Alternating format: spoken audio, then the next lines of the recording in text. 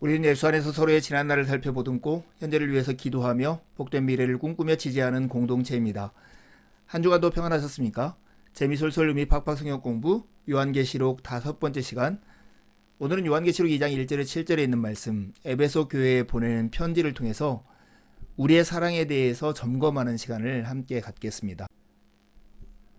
우리는 요한계시록 1장의 3장을 한 묶음으로 읽고 있습니다. 편지 형식으로 된 예언이죠. 1장 1절에 3절에는 이 책의 서문입니다. 이 책의 제목과 이 책의 목적이 기록되어 있고요. 1장 4절에서 8절은 편지 형식의 인사말인데요. 특별히 4절과 5절에서 인사말이 있고 5절에서 8절은 인사말 끝에 나오는 예수 그리스도에 대한 찬양이 나옵니다. 그리고 인자와 같은 이로 나타나신 예수 그리스도께서 소아시아에 있는 7교회에게 편지하라고 하는 명령이 1장 9절에서 20절에 나옵니다. 그리고 2장과 3장은 7교회에 보내진 편지들의 내용입니다. 에베소, 서머나, 버가모, 두아디라, 사데, 빌라델비아, 라오디게아 교회가 그 교회들인데요. 오늘은 에베소 교회에 보낸 편지를 함께 나누겠습니다. 먼저 요한계시록 2장 1절에 7절에 있는 말씀을 함께 읽겠습니다. 에베소 교회의 사자에게 편지하라. 오른손에 있는 7뼈를 붙잡고 7 금촛대 사이를 거니시는 이가 이르시되 내가 내 행위와 수고와 내 인내를 알고 또 악한 자들을 용납하지 아니한 것과 자칭 사도라 하되 아닌 자들을 시험하여 그의 거짓된 것을 내가 드러낸 것과 또 내가 참고 내 이름을 위하여 견디고 게으르지 아니하는 것을 아노라. 그러나 너를 책망할 것이 있나니 너의 처음 사랑을 버렸느니라. 그러므로 어디서 떨어졌는지를 생각하고 회개하여 처음 행위를 가지라. 만일 그리하지 아니하고 회개하지 아니하면 내가 내게 가서 내 촛대를 그 자리에서 옮기리라. 오직 내게 이것이 있으니 내가 니골레 당의 행위를 미워하는도다. 나도 이것을 미워하노라.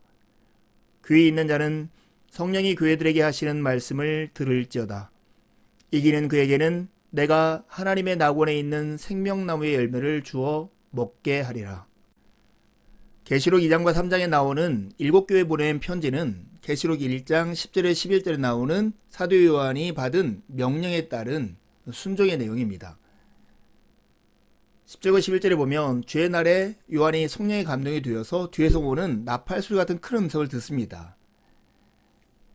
그 명령에는 요한이 보는 것을 두루마리에 써서 7교회에게 보내라는 명령이었습니다. 그 명령에 따라서 7교회에 편지를 보내는 것이 2장과 3장인데요.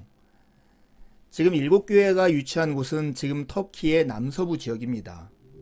동그라미 쳐 있는 에베소로부터 시계 방향으로 에베소, 서머나, 버가모, 두아디라, 사데, 빌라델비아, 라오디게아 순으로 편지가 기록되어 있습니다.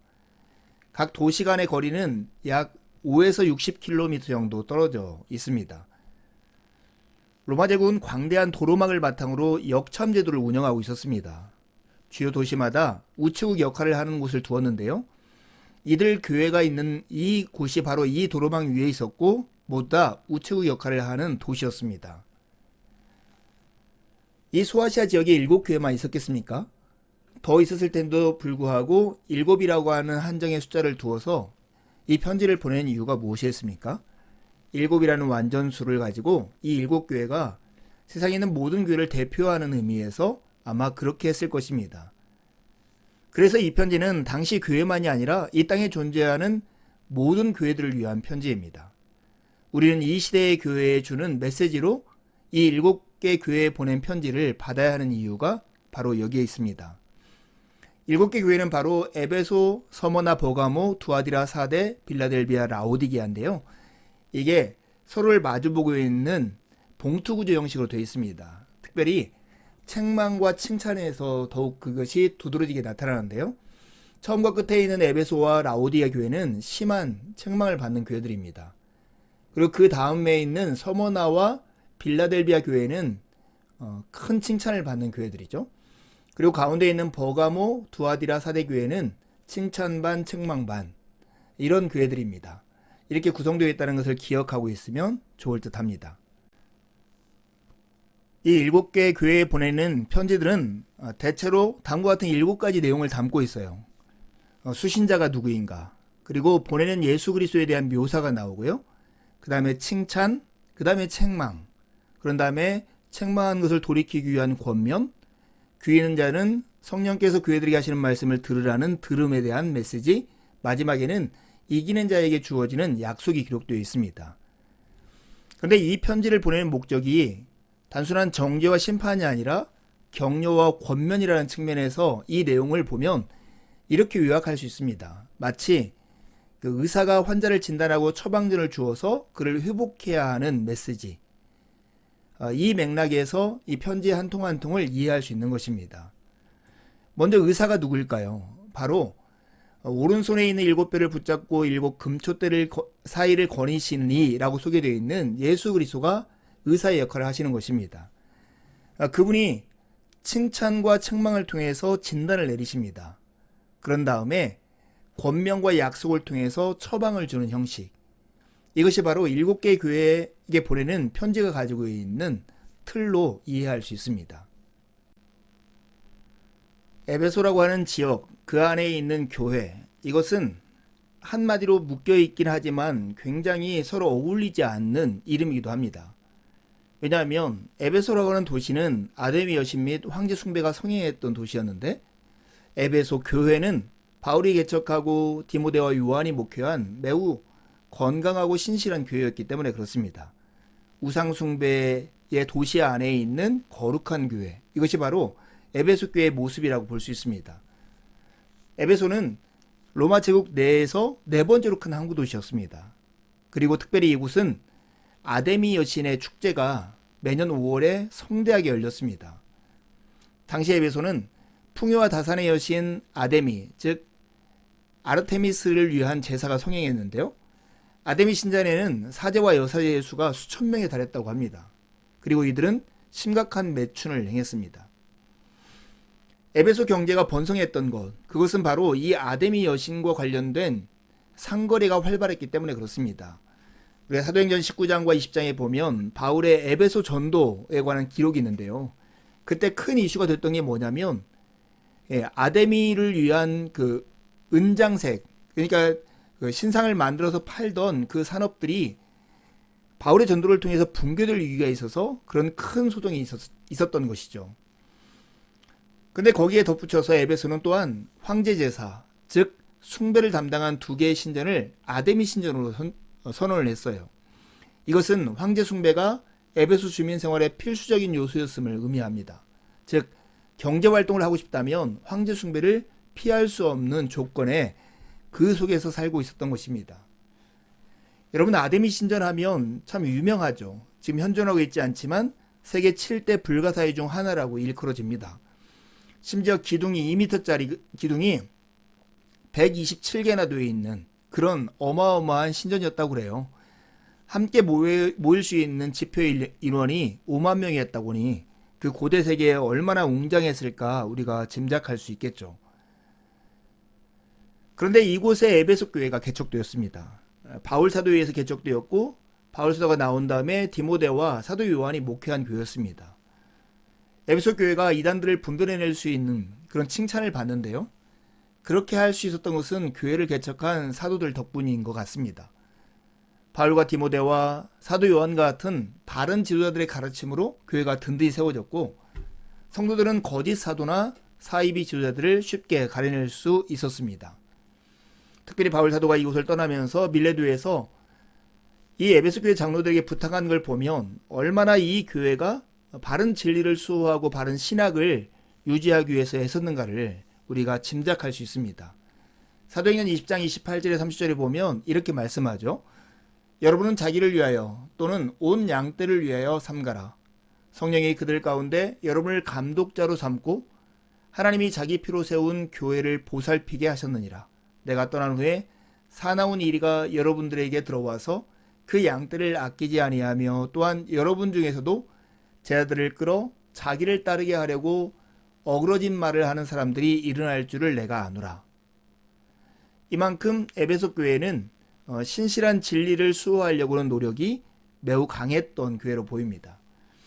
에베소 교회는 바울이 장로들에게 마지막으로 당부하면서 주었던 경고를 잊지 않고 있었던 곳으로 보입니다. 당시 거짓 선생들이 종종 광명의 천사로 가장하고 나타났기 때문에 그렇습니다. 에베소 교회는 상당한 분별력을 갖고 있는 교회였습니다. 계시록 2장과 3장의 편지의 내용은 예수님께서 말씀하신 것을 받아 적어서 보낸 것입니다. 그래서 예수님의 모습이 각 교회의 편지 서두에 늘 나오는데요. 에베소 교회를 위한 예수님의 모습을 이렇게 묘사합니다. 1절에 오른손에 있는 7뼈를 붙잡고 7 금촛대 사이를 거니시느니, 어디서 많이 본 듯하지 않습니까? 7교회 교회에 보내는 편지의 서두에 나오는 인자 같은 이에 대한 환상은 모두 다 계시록 1장 9절에서 20절에 나온 내용들을 전용해서 사용하고 있습니다. 오른손에 7뼈를 붙잡고, 이것이 바로 요한계시록 1장 9절에서 20절에 나오는 내용 아닙니까? 예수님의 모습은 요한계시록 1장 9절에서 20절에 부활하고 승천하신 주님의 모습을 반영하는데요. 주님은 각 교회의 상황에 알맞는 속성으로 자신을 나타내십니다. 이 에베소 교회에 나타내신 그리스도는 7 금촛대 사이를 거니시는 분으로 자신을 나타내시는데, 이것은 교회에서 일어나는 모든 일을 낱낱이 아시는 분이라는 의미입니다. 그리고 예수님의 이런 표현 다음에 이르시되 라고 번역되어 있는 이 단어는 사실은 구약에서 전능하신 주께서 이같이 말씀하시니라 라고 하는 예언자의 그 말의 서두, 그 형식을 그대로 빌어서 쓴 내용입니다. 선지서에는 이런 말이 100회 이상 나오는데요. 그리스도께서 하나님의 역할을 감당하고 계심을 전제한 것으로 이 편지가 예언의 메시지라는 것을 강조하고 있는 내용입니다. 의사이신 예수 그리스도를 소개한 다음에 이제는 의사의 진단이 2절과 4절 사이에 나옵니다. 그것은 칭찬과 책망으로 나오는데요. 먼저 칭찬은 나는 알고 있다 라는 표현으로 시작합니다. 내 행위를 알고 있다. 내 행위의 내용이 뭐냐? 너의 수고와 너의 인내이다. 이렇게 말을 합니다.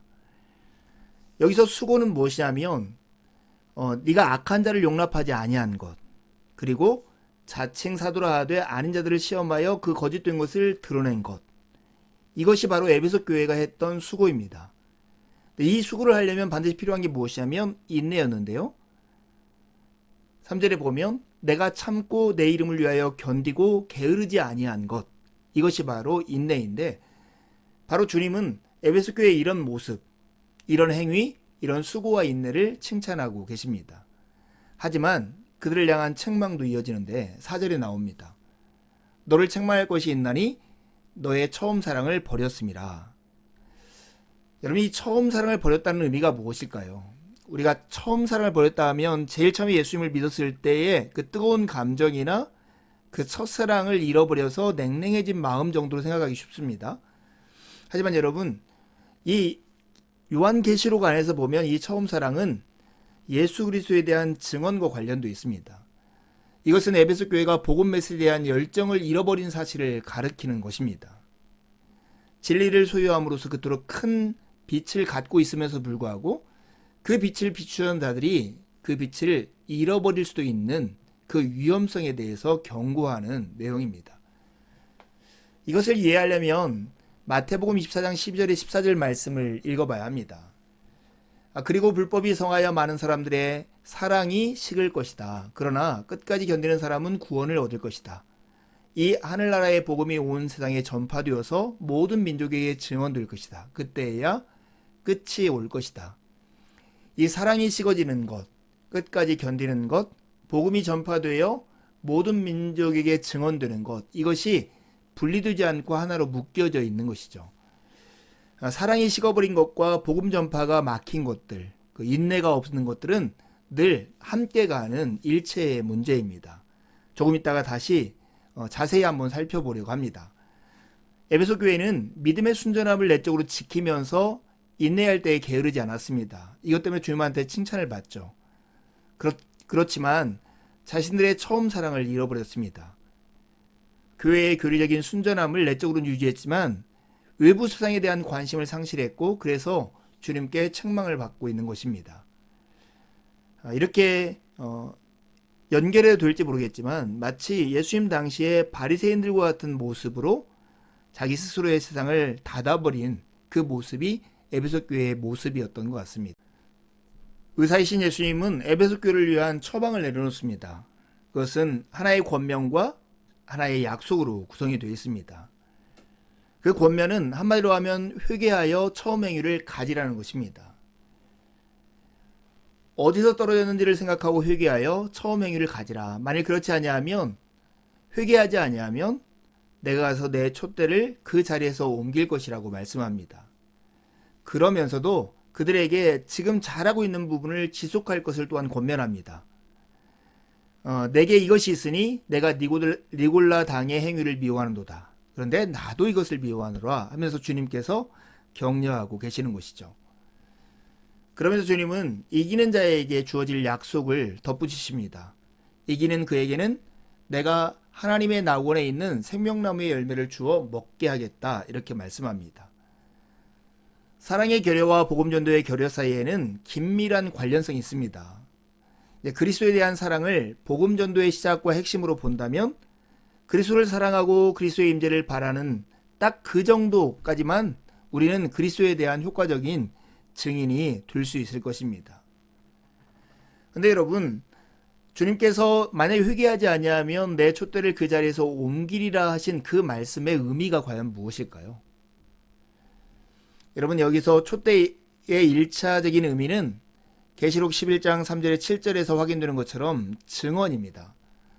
이스라엘은 촛대 등잔 때였지만 이방의 빛이 되라는 부르심을 저버렸을 때 그들의 촛대가 옮겨졌고, 그 결과 그리스도 안에 있는 교회가 참 이스라엘의 역할을 계승하게 되었습니다.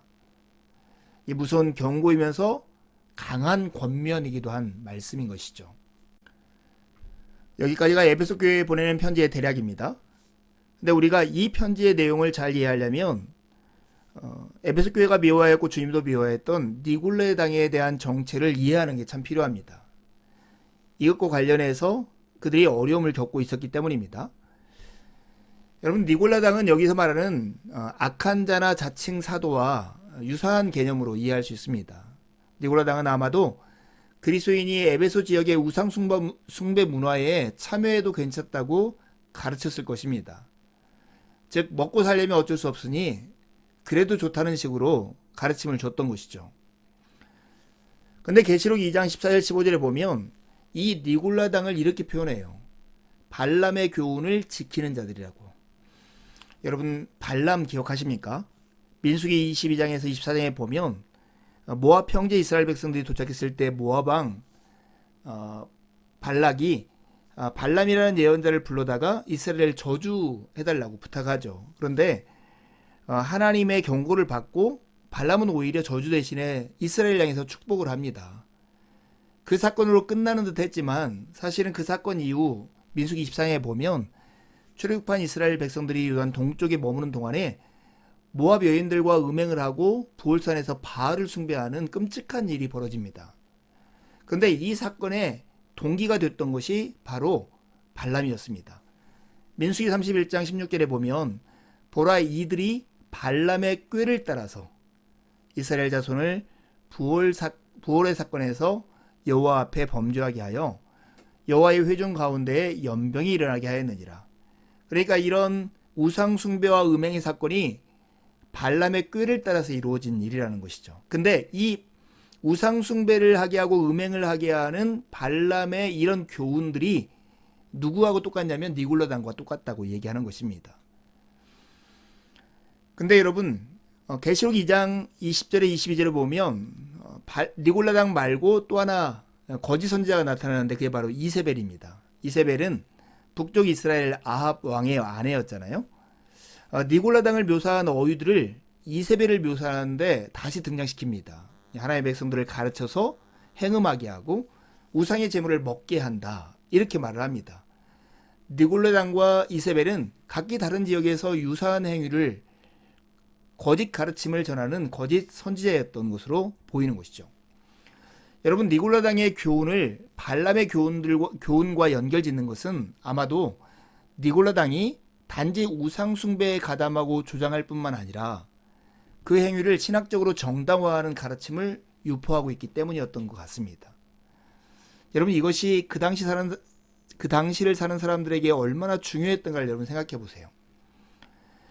여러분, 에베소에 교회가 있지만 에베소 지역은 우상숭배의 도시였잖아요.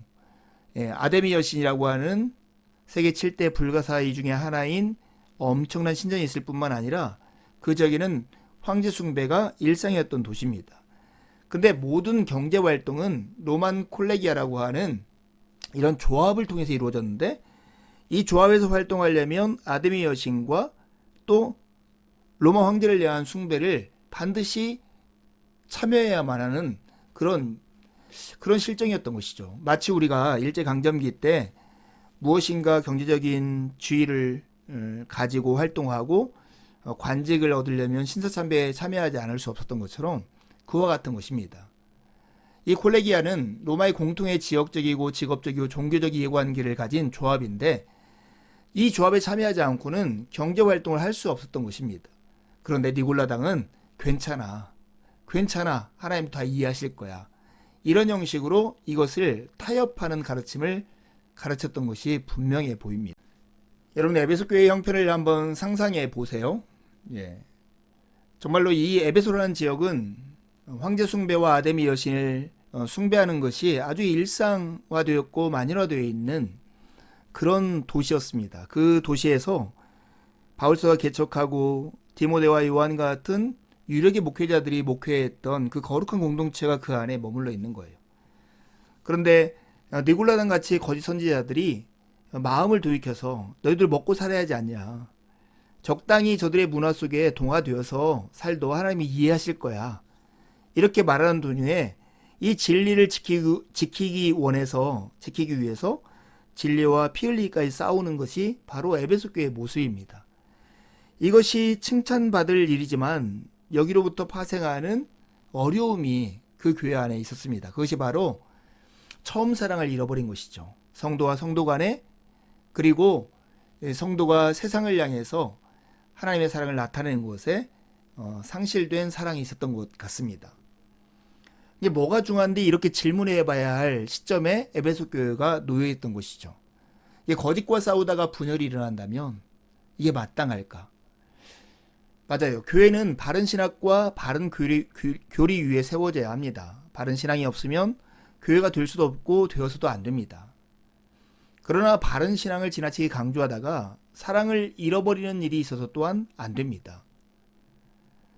진리를 수호한다고 교회가 세상과 분리해서 개토화된다면 그것이 마땅할까요? 교회는 진리를 수호해야 합니다. 거짓을 배제하고 정당한 교리를 지켜내야 합니다. 하지만 이것이 빛을 비춰야 할 세상과의 단절을 가져와서는 안 되는 것이죠. 교회는 세상의 빛이요 세상의 소금으로 부름을 받은 공동체이기 때문에 그렇습니다.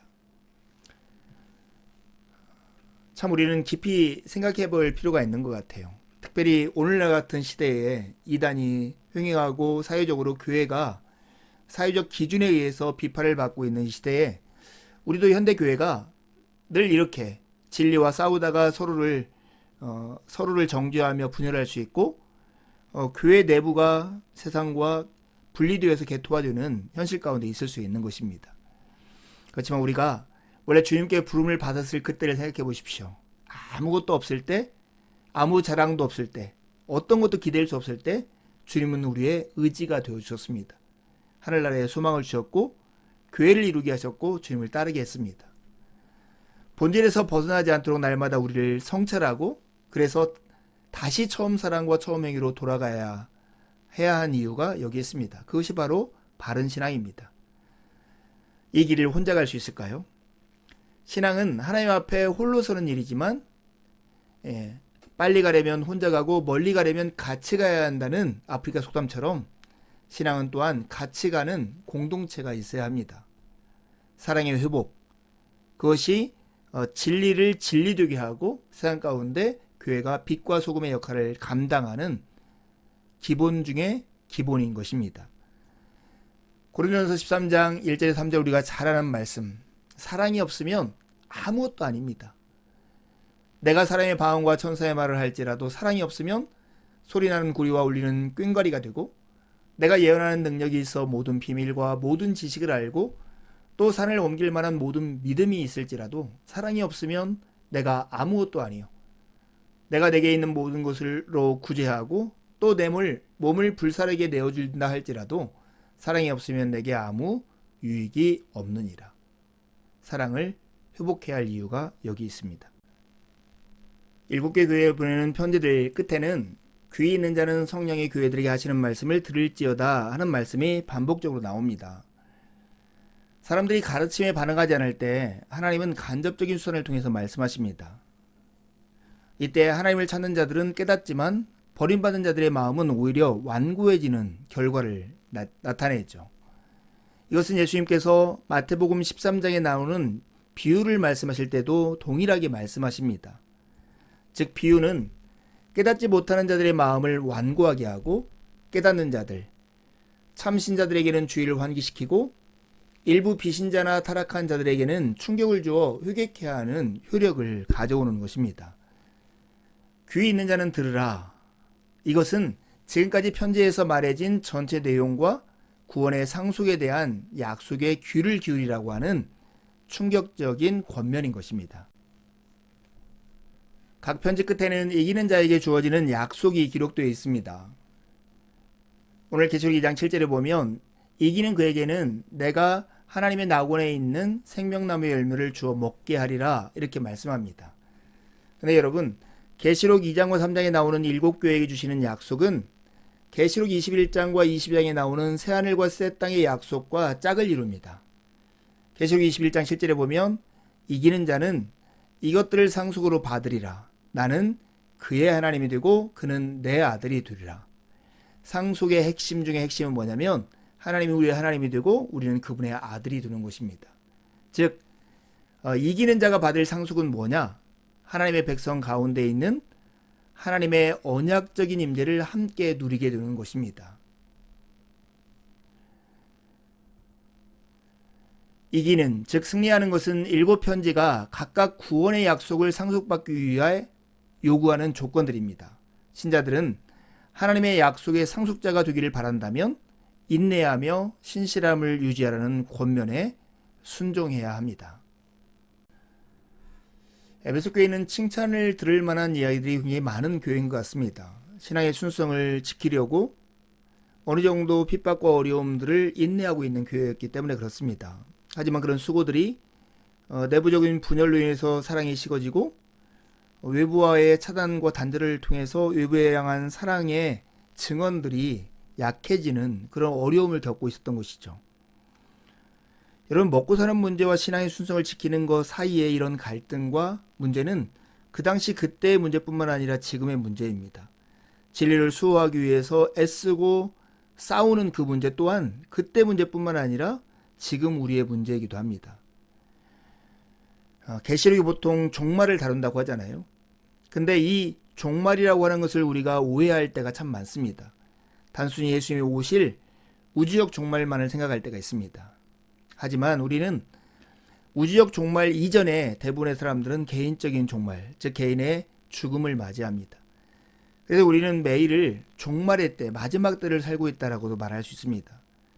그러니 이 요한계시록 에베소 교회를 위해서 보내는 이 편지의 내용이 지금 오늘 그리고 여기에 있는 우리 몸된 교회와 나 자신을 위해서 주신 메시지라고 주의 깊게 새겨야 할 필요가 있습니다.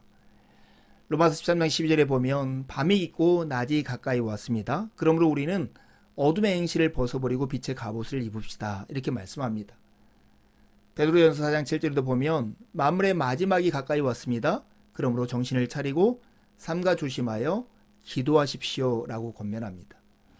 여러분, 우리 모두는 오늘일지 내일일지 아니면 10년 후일지 20년 후일지 알지 못하는 그 종말의 때를, 마지막 때를 살고 있습니다.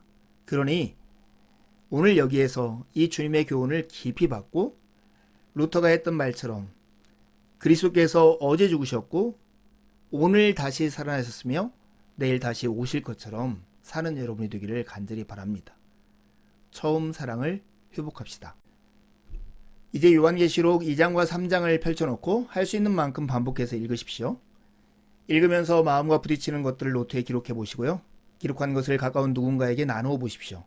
다시 영상을 보며 생각을 정리해 보시고 묵상하고 배운 내용을 붙잡고 하나님께 나아가 기도를 드리십시오. 하나님의 은혜가 아침 햇살처럼 여러분의 영혼 안으로 들어올 것입니다. 감사합니다.